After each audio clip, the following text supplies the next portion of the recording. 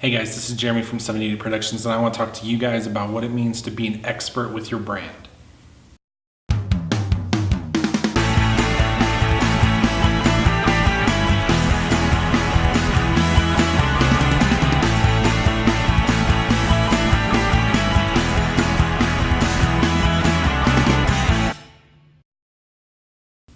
So this month we have released a whole lot of social media books for you guys, all completely free, as how your ministry can engage well on social media. And so that's how to use a social network well within the target audience that you've already identified.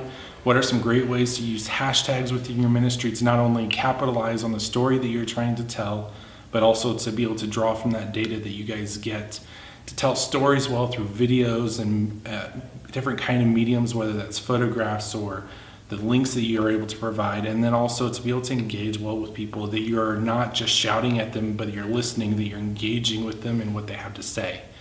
And with all these ebooks, the response has just been absolutely unbelievable on different people engaging with this material, growing their ministry, being able to share the gospel with those that want to be able to hear it.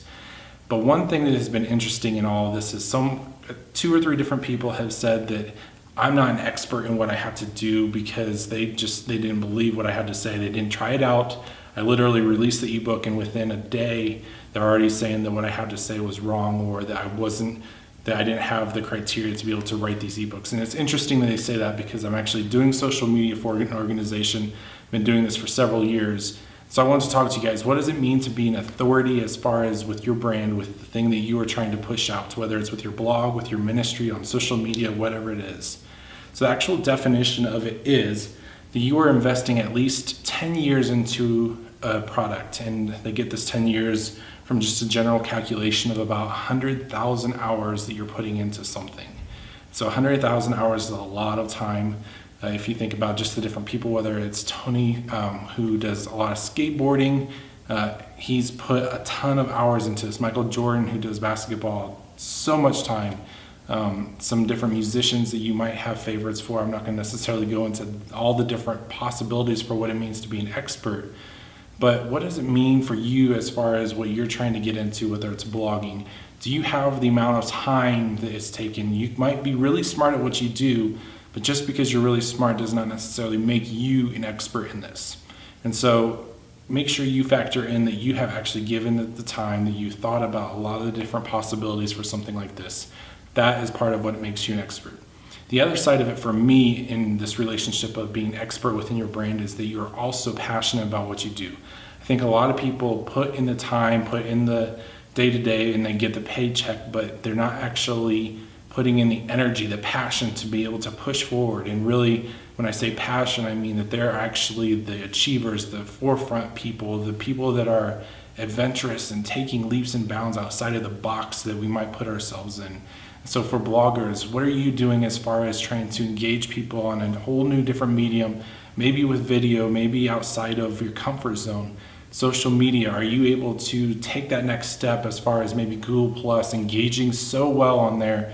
I'm just reminded my friend Dustin Stout, he, I would say, is an expert in social media with Google Plus because he knows the ins and outs of it. He's done the research. He's actually done research on this.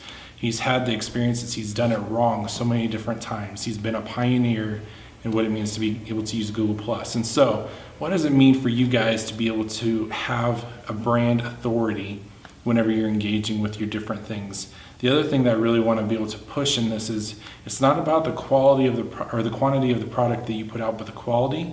And when I say this, it sounds so cliche. You've probably heard it numerous times, especially if you're blogging, if you're social media. Don't go out and post 100 different times on Facebook, and you have 1,000 tweet cap with Twitter, but that doesn't mean you have to use it. Blogging, should you be posting every single day? Should you be able to invest in what you have to do?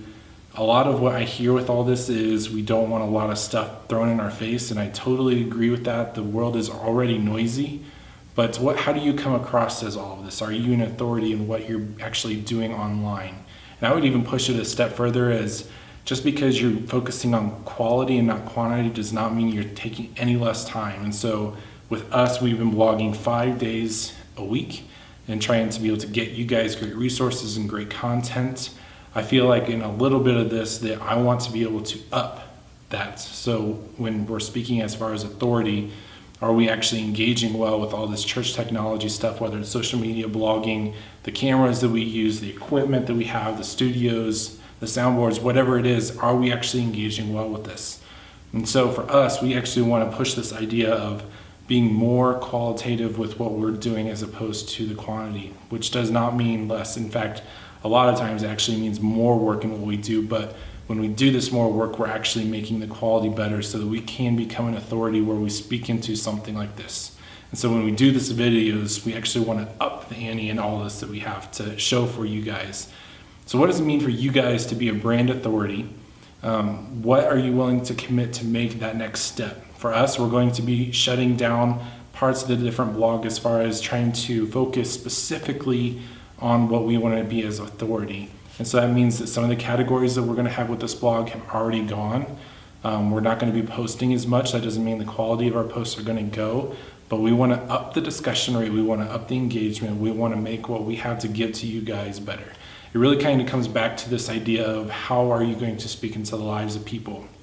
I scroll through my RSS feed all the time, and really if I see the name of a company of a blog, sometimes I completely skip over it because I know that the value of it is just completely worthless. I don't want to be that blogger. And then there's other times where I know the blog, I love what they write. Almost every single time I'm reading it and getting something out of it, and I have to stop and read that almost every single time. That's the kind of authority I would like to be, that has the quality that really draws you in. It doesn't necessarily mean they post more than once a week, but that one post, man, they have me. I really need to read what they have to say. So what do you guys do for being able to be an authority within your brand? How do you overcome this issue of quality versus quantity? And how do you deal with the trolls? How do you interact with people that say, man, your stuff isn't any good, you're not really an authority? How do you engage with them? Is it something that you want to just feed the trolls and keep having that argument, or is it something where you just delete? Is it something where you ignore? I'd love to hear what you guys have to say with that. So leave the comments down below and we'll talk to you guys next week.